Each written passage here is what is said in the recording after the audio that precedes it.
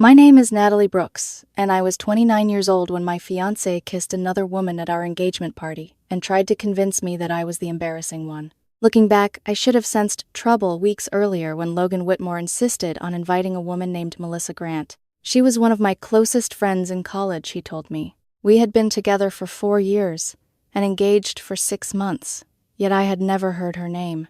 Not once. When I asked why, Logan smiled as though I had made something innocent sound suspicious. People lose touch, Nat. It happens.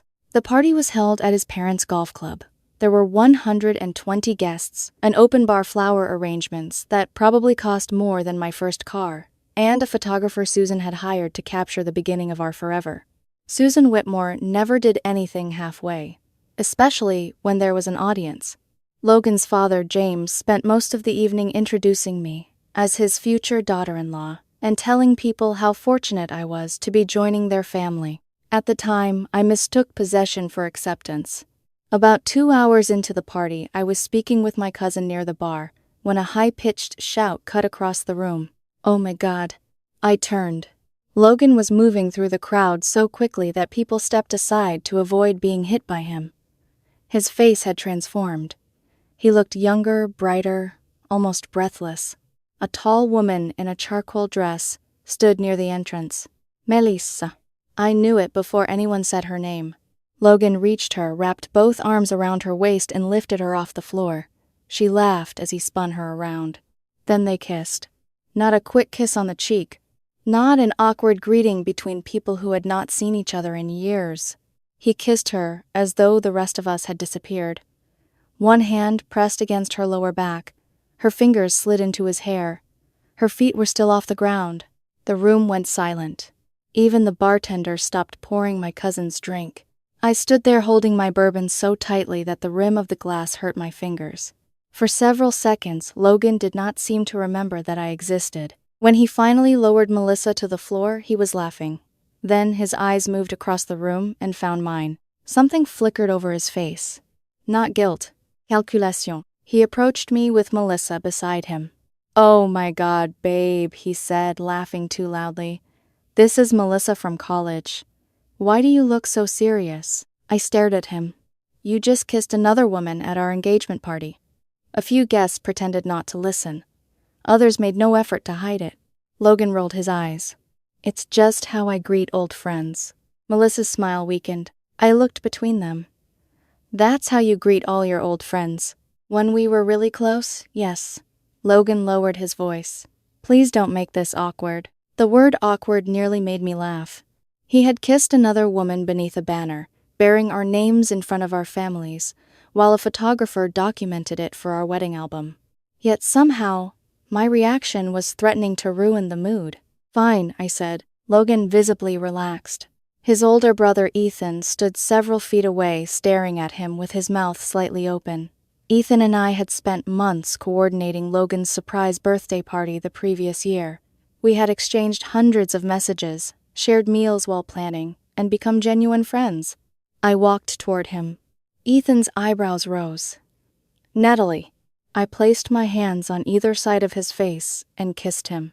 I mirrored Logan's performance as closely as I could, one hand sliding into Ethan's hair, the kiss deliberate enough that no one could mistake it for friendly affection. Ethan froze. When I stepped back, his eyes were wide. The room had become even quieter. What the hell? Logan screamed. I turned toward him. I was saying goodbye to an old friend. Ethan and I got pretty close while planning your birthday. Don't make it awkward. Someone near the bar choked on a laugh. Logan's face turned crimson. I set my untouched drink on a table. By the way, the wedding is off. Then I walked away. I had barely reached the parking lot when the doors burst open behind me. Logan stormed outside. You humiliated me. I kept walking toward my car. You kissed Melissa. That was different.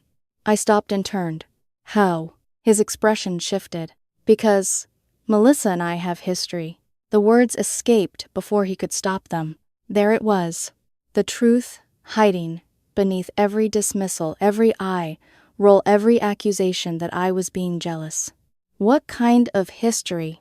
Logan looked back toward the clubhouse, where several guests had gathered near the windows. We dated briefly. How briefly. He rubbed a hand over his face. Sophomore year through senior year. I stared at him. That is 3 years, Logan. It was college. It didn't mean anything. Then why was she invited to our engagement party? His anger disappeared. For 1 second, he looked almost ashamed. I wanted her to see that I had moved on. The sentence landed harder than the kiss. Our engagement party had not been about us. It had been a performance for his ex-girlfriend. I got into my car. Logan grabbed the edge of the door before I could close it. You're throwing away 4 years over one stupid moment. No, I said. You turned our engagement into a message for another woman. I'm simply refusing to pretend that's love. I pulled the door shut and drove away. The messages began before I reached home. Logan sent 47 texts. Let me explain. You embarrassed me. You kissed my brother. You're overreacting. Susan wrote that Logan was heartbroken and reminded me that the wedding was only 3 months away. James sent 1 sentence. Be an adult and fix this. Ethan's message arrived last. Holy hell. I'm sorry. For what it's worth, you kiss better than my ex. Against my better judgment, I laughed. The following morning, someone knocked on my apartment door. I looked through the peephole and saw Logan. Melissa stood beside him. For a moment, I wondered whether exhaustion had made me hallucinate. I opened the door, but kept the security chain fastened. We need to talk, Logan said. Why is she here? To prove nothing is going on. Melissa looked like she wanted the floor to swallow her. I didn't know you two were still together when he contacted me, she said. I looked at Logan. Contacted you. His face flushed. I only wanted to catch up before the wedding. Melissa frowned. You said you were on a break. We've never been on a break, I said. Logan pushed his hands into his pockets. I meant emotionally. You've been distant. I have been working overtime to pay for the wedding. He reached for the door, as if he intended to push inside. Can we discuss this privately? The neighbors are watching. No. Natalie, how long have you been talking to her? He said nothing. Melissa answered, 5 months. The hallway seemed to narrow around me. 5 months of conversations. 5 months of deleted messages, private memories, and carefully constructed lies. The kiss had lasted seconds, but the betrayal had been unfolding for nearly half a year. You have this weekend to collect your belongings, I said. You cannot end a 4-year relationship over a kiss. You're right. I'm ending it because you lied for 5 months, invited your ex behind my back, and told her we were on a break. I love you. You wanted Melissa to believe you were available. Melissa stepped forward. Natalie, I honestly didn't. With all due respect, I said, leave my property. Logan's expression hardened. You're going to regret this. I closed the door. On the other side, I heard him muttering while Melissa urged him toward the elevator. I leaned against the door and finally allowed my hands to shake. That was when I understood something I would remember for the rest of my life. Logan had not made one reckless mistake at our engagement party. He had made hundreds of careful choices before it. The kiss was simply the first one I witnessed. The photographer's name was Daniel Reeves. I barely remembered meeting him during the party. Susan had introduced him with the same pride she used when showing off the ice sculpture and imported champagne. He does celebrity weddings, she had whispered, as though that guaranteed ours would survive. The morning after Logan came to my apartment with Melissa, Daniel emailed me a link to the digital gallery. The subject line read, Preliminary Engagement Photos. I almost deleted it. Then I opened the folder. There were hundreds of photographs. Logan laughing with his parents, Susan adjusting his tie, James raising a glass, Ethan pretending to steal flowers from a centerpiece. And then the sequence began. Melissa entering the ballroom, Logan running toward her, his arms around her waist, her hands in his hair, their mouths together. Daniel had captured everything with horrifying clarity.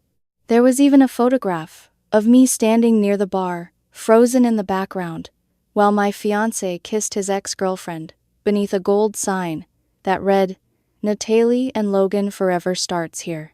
The next photograph showed me kissing Ethan, then Logan screaming, then me walking out. The final image in the sequence showed Logan chasing me into the parking lot, while half the guests watched through the windows. I stared at the photos for a long time. Seeing the betrayal as still images made it feel strangely undeniable. Logan could change the wording. Susan could call it a misunderstanding. James could insist that mature people forgave mistakes. But the camera had no loyalty. It recorded what happened. Daniel called 20 minutes later. "I wanted to make sure you received them," he said. "I did." There was an uncomfortable pause. Mrs. Whitmore asked me to delete several images. Of course she did. She said they were damaging to the family. I looked again at the photograph of Logan kissing Melissa. "Did you delete them?" "No. You paid half my fee. Legally, you're one of my clients." Something in my chest loosened. "Thank you." Daniel lowered his voice. "For what it's worth, I've photographed more than 200 engagement parties. I've never seen anything like that." Neither had I. That afternoon, Logan posted a vague message online. "Some people destroy years of love because they care more about winning than understanding." His friends rushed into the comments. "Stay strong, brother. Women make everything dramatic. She'll calm down." I read them until my anger became colder than pain. Then I posted one photograph, not the one of Ethan and me, the one of Logan holding Melissa off the ground while kissing her. My caption read, "That moment when your fiancé demonstrates how he greets old friends at your engagement party. The wedding is canceled, but at least the photographer captured the explanation." The post spread faster than I expected.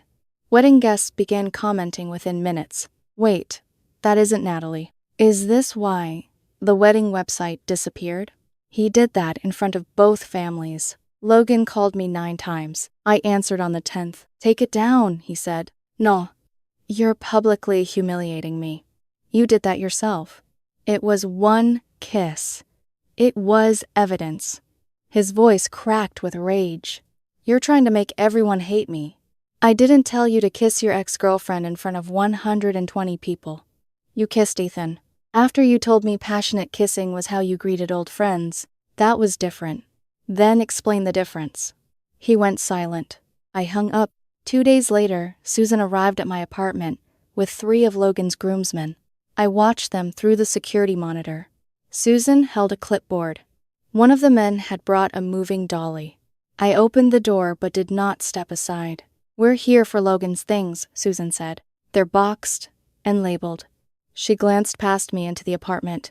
"We'll decide what belongs to him." "No, you won't." Susan lifted the clipboard. "The television is his. I bought it 2 years before I met him. He used it every day. That doesn't transfer ownership. The gaming console, my birthday present to myself. The coffee maker, also mine. Half the furniture. I paid for all of it." Her mouth tightened. Then she said, "What about Whiskers?" I stared at her.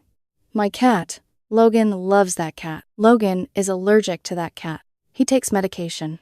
He complained every morning that Whiskers was destroying his lungs." Susan looked down at the clipboard as though searching for another claim. Behind her, one of the groomsmen shifted awkwardly. "Mrs. Whitmore," he said, "maybe we should just take the boxes." She ignored him. "You're keeping everything to punish my son." "I am keeping my property." Susan pulled out her phone and began live streaming. "This is what emotional abuse looks like," she announced to the camera. A woman refusing to let her devastated fiancé retrieve his belongings. I closed the door. They remained in the hallway for nearly 2 hours. Susan continued broadcasting. The groomsmen knocked repeatedly. One of them tried the handle. Eventually, the building manager arrived with 2 police officers. I watched through the peephole as the officers explained that they had no right to enter my apartment and would be removed for harassment if they refused to leave. Susan turned the camera toward the officers. "So now you're helping her steal from my son." One officer looked directly into the lens. "Ma'am, end the live stream and exit the building." They finally left with the boxes I had prepared. That evening, my mother called me. She was laughing so hard that she could barely speak. "Did Logan really contact you?" I asked. "He told me you were having a mental breakdown." I closed my eyes. "He said your behavior was irrational and that the family needed to stage an intervention before you destroyed your future." "What did you say?" "I told him the only therapy you need is distance from him." I smiled for the first time all day. My mother's voice softened. Are you actually okay? I don't know. It was the first honest answer I had given anyone. Canceling a wedding did not erase 4 years of love overnight. I still reached for my phone when something funny happened. I still expected to hear Logan's keys at the door. Some nights I woke from dreams in which the engagement party ended differently. But every time grief tempted me to romanticize him, I remembered the way he looked at Melissa. Not surprised. Not confused. Hungry. I'm hurt, I told my mother. But I'm not confused anymore. The next morning, Logan sent a mass email to every wedding guest. The wedding has been postponed due to Natalie's current emotional instability. I remain committed to supporting her through this difficult period and hope everyone will respect our privacy. He copied me. I read the message twice. Then I clicked reply all. For clarity, the wedding is canceled because Logan kissed his ex-girlfriend at our engagement party after secretly communicating with her for 5 months. I have attached the photograph. I am mentally well, legally single, and not asking for his support. Please direct all gift return requests to Logan and his family. The responses began immediately. My aunt wrote, "Good for you." Logan's cousin replied, "Dude, what were you thinking?" His grandmother wrote, "I would like my gift returned." Then a message arrived from someone named Samuel Carter. I don't know you, but the woman in that photograph is my girlfriend. I stared at the screen. We spoke that evening. Samuel had been dating Melissa for 2 years. She had told him the engagement party was a professional networking event. She had also told him she barely spoke to Logan anymore. I found deleted messages in her recently erased folder, Samuel said. Your post made me check. We compared timelines. Logan and Melissa had been communicating for 5 months. They had met for lunch 12 times. Melissa had written that she was not sure Logan should marry me. Logan had written that he sometimes wondered whether they had ended too soon. One message stopped me cold. Engagement party will be perfect. We can see if the spark is still there without making it obvious. I forwarded the screenshots to Logan with one sentence. Do you still think I'm overreacting? He did not reply. The next afternoon, my office receptionist called. Natalie, she whispered, there's a man downstairs saying he's your fiancé. He says it's an emergency. I stood slowly. Through the glass wall of my office, I could already hear Logan shouting in the lobby. The emergency apparently was that the truth had finally reached him. By the time I reached the lobby, 2 security officers were standing between Logan and the elevators. He was pacing in front of the reception desk, red-faced, his jacket half-buttoned, and his hair disheveled. You ruined everything, he shouted when he saw me. Every conversation in the lobby stopped. Employees pretended to look at their phones. Visitors moved toward the walls. My boss, Caroline, stood outside her office overlooking the reception area. I kept my voice low. You need to leave. Melissa won't speak to me because of you. I almost laughed. You kissed her at our engagement party. She said she needed space after Samuel found out. That sounds like a consequence. Logan stepped toward me, but one of the officers blocked him. You sent him those messages. I sent him the truth. You had no right to expose private conversations. You discussed using our engagement party to test whether you still wanted your ex-girlfriend.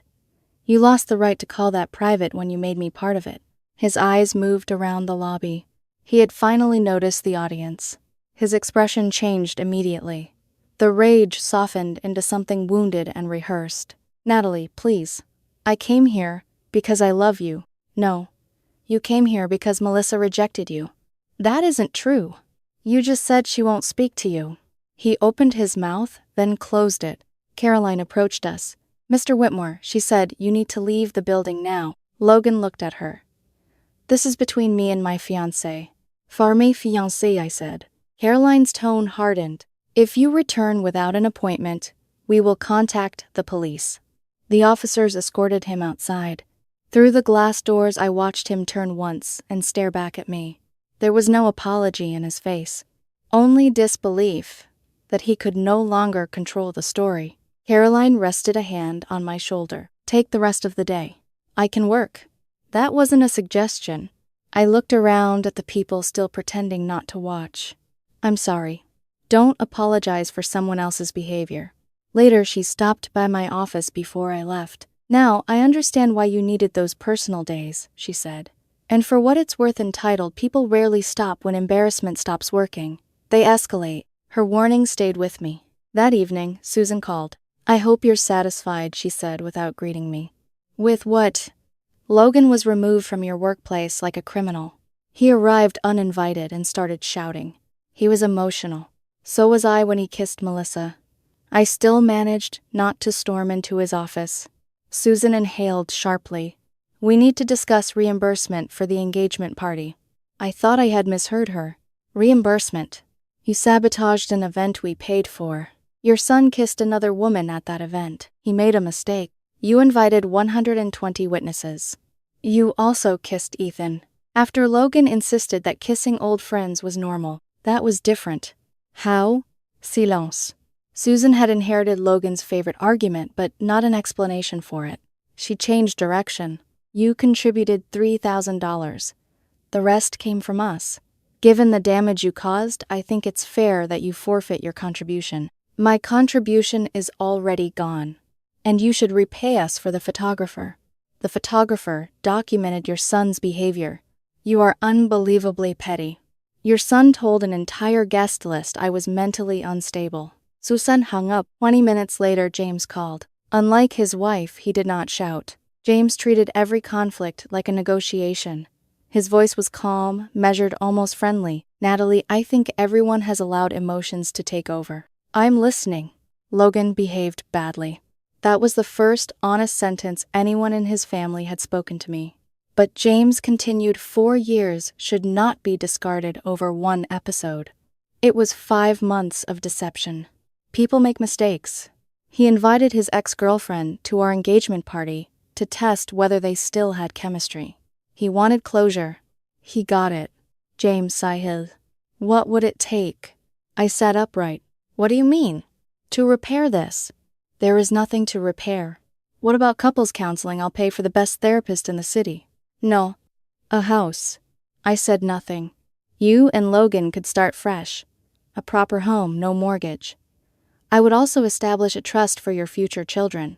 The offer was so large that for one brief moment it exposed something uglier than desperation. James believed every wound had a price. You're trying to buy my consent, I said. I'm trying to preserve a family. There is no family yet. There could be. Not with Logan. His voice cooled. You may regret making a permanent decision while angry. I'm not angry anymore. That was what he did not understand. Anger might have been negotiable. Clarity was not. After we ended the call, Ethan texted me. Dad offered me $10,000 to convince you to take Logan back. A second message appeared. I told him to make it 20 and I'd consider trying. Then another. Relax. I'm joking. Mostly. I laughed despite myself. Ethan continued. For the record, I told him Logan made his own mess. Also, Melissa has been messaging Logan again. He's pretending he doesn't care, which means he definitely cares. You seem to be enjoying this, I wrote. I grew up in this family. Humor is cheaper than therapy. A pause. Then he added, please be careful. Logan still thinks you'll calm down and come back. That message erased my smile. The wedding had been scheduled for the following week. Instead of spending those days confirming seating charts and rehearsing vows, I booked a solo trip to Utah using part of the money I had saved for the honeymoon. I needed distance. I wanted silence wide enough to hear my own thoughts. The night before my flight, a courier delivered an envelope from Logan's attorney. The letter demanded the return of the engagement ring compensation for emotional distress, half of our alleged shared assets and damages caused by my social media post. I read it twice, then forwarded it to my lawyer, Rebecca Chen. She called the next morning. He's demanding half your assets, even though you never married and never combined finances. Yes. And the apartment is yours. Yes. The furniture. Mine. The television, gaming console, coffee maker. Mine. Rebecca laughed once. This may be the most optimistic letter I've read all year. Her response was merciless. The engagement ring was a conditional gift connected to marriage and would be returned through counsel once Logan collected the remainder of his property. The photograph was taken during a large social event in front of invited guests. My caption was factually accurate. We had no shared assets. Truth was a complete defense against defamation. Then Rebecca added a counterclaim for my $3,000 contribution to the engagement party, and $8,500 in wedding deposits I had lost because of Logan's conduct.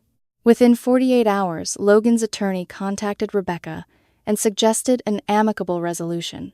Apparently, emotional damages mattered less when they came with invoices. I left for Utah without responding. The first morning there, I hiked beneath red cliffs, while the rising sun turned the canyon walls gold. For the first time in weeks, no one was demanding that I explain myself. No calls. No accusation. No negotiations disguised as concern. Halfway through the trail, Ethan sent me a screenshot. Melissa and Samuel were apparently attempting to reconcile. Melissa had posted a photograph of Samuel holding her hand. On her finger was an engagement ring that looked disturbingly similar to mine. The caption read, "Sometimes love survives the hardest tests." A second screenshot showed Logan's response on his own page. "Funny how people betray you then act like they found happiness. Some people never deserved loyalty." The hypocrisy was almost beautiful. Ethan wrote, "He really doesn't hear himself, does he?" Then, "Mom offered to pay my student loans if I can get you to call him." Another message followed. Dad added a car. I stopped on the trail and stared at the endless canyon below me. "Tell them you're trying," I wrote. Ethan replied with 3 laughing emojis. For the first time since the engagement party, I understood that Logan's family was not trying to repair what had broken. They were trying to restore the version of reality in which Logan never faced consequences. But that version no longer existed, and neither did the woman who would have sacrificed herself to protect it. 2 months passed. The date that should have been my wedding day arrived with clear skies over southern Utah. Instead of walking down an aisle in a white dress, I stood at the edge of a canyon just after sunrise. The wind carried the smell of pine and warm stone. Miles of red cliffs stretched into the distance. I remembered how Susan had spent months obsessing over flower arrangements, how Logan argued for a live jazz band, how I had worried whether our guests would enjoy the menu.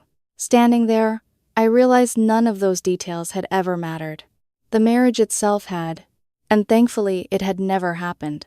I sat on a rock overlooking the canyon and turned off my phone for several hours. For the first time in years, my future belonged entirely to me. When I returned home 3 days later, life seemed unusually peaceful. That peace lasted exactly 1 week. Just after midnight on a Thursday, loud music exploded outside my apartment building. At first, I thought someone was having a party. Then I recognized the song. It was ours.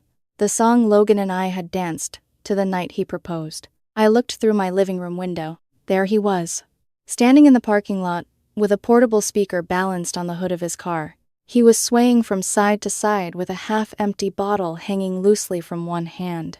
"Natalie," he shouted, "I know you're awake."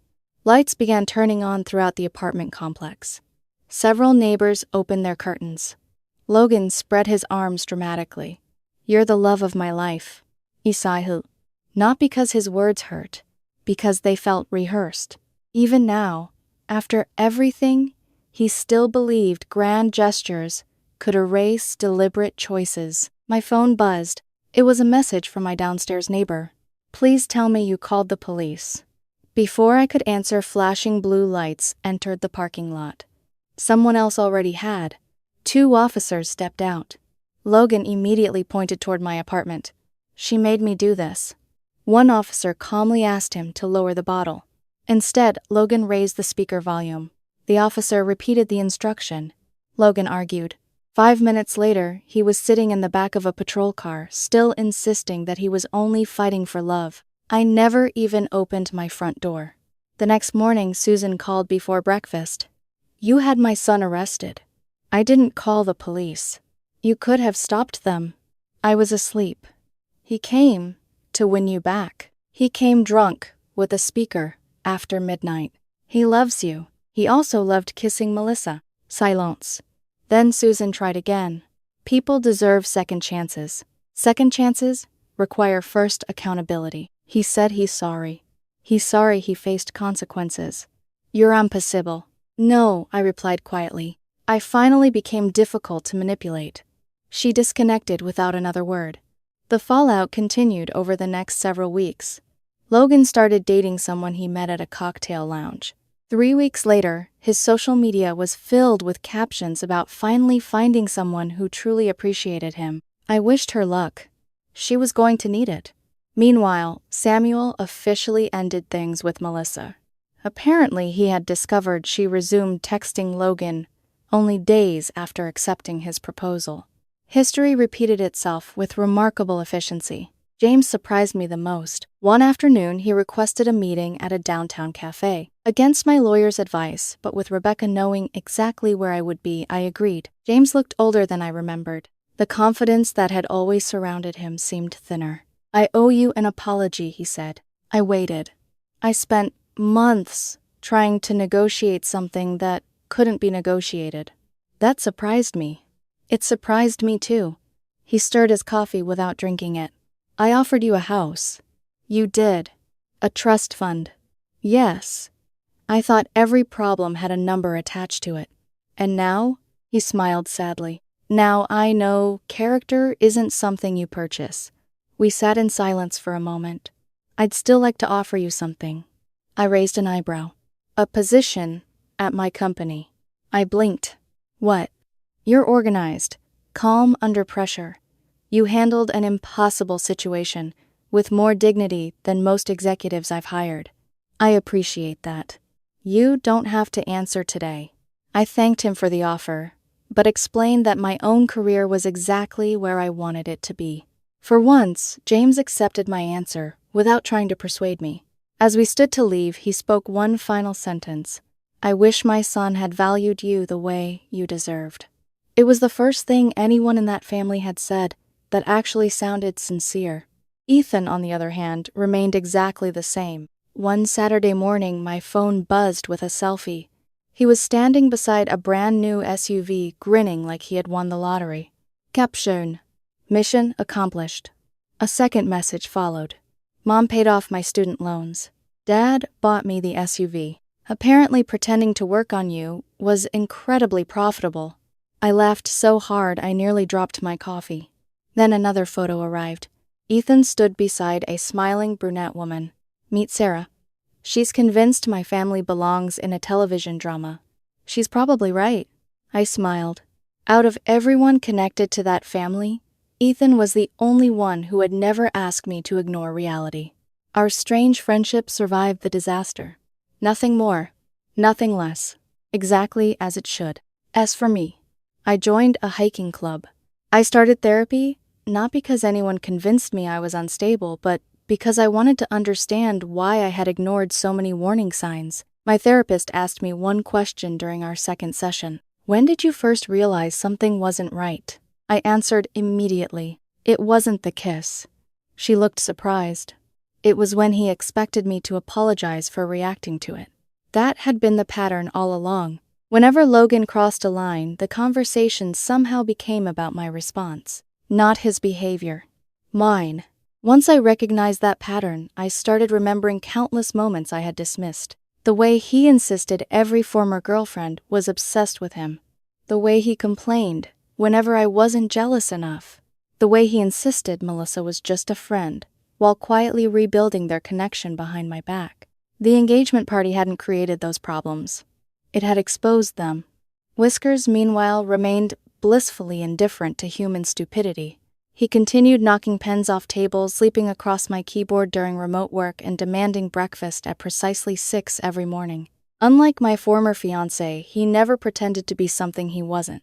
About 3 weeks later, my phone vibrated with an unfamiliar number. It was Melissa. Her message was short. Would you be willing to meet for coffee? I'd like us to move past everything. I stared at the screen. Then I opened my photo gallery. Without typing a single word, I sent her one image. The photograph. Logan kissing her beneath our engagement banner. Delivered. Read. No response ever came. I assumed the story was finally over. I was wrong. One final message arrived a week later. Hi, this is Ava. I'm seeing Logan now. Can I ask you something? Did he really kiss someone else at your engagement party? Or is everyone exaggerating? I looked at the message for nearly a minute. She deserved the truth, just as Samuel had. Just as I had wished someone had told me months earlier. I replied with the same photograph. Nothing else. 5 minutes later, she answered, "Thank you for being honest." I never heard from her again. Whether she stayed or left was her decision. At least, she could make it with open eyes. Looking back now, I no longer think Logan destroyed our wedding. He revealed why it never should have happened. There is a difference. One leaves you heartbroken. The other eventually leaves you grateful. If Logan somehow reads this, I hope he finally understands something he never understood while we were together. When you spend months lying to your fiancé, invite your ex-girlfriend to your engagement party, kiss her in front of everyone you love, then expect forgiveness, simply because you're embarrassed afterward, you aren't losing your future because someone exposed you.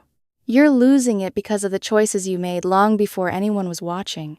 And as for me, I kept the apartment. I kept the cat. I kept my self-respect. Those turned out to be the best wedding gifts I never expected to receive.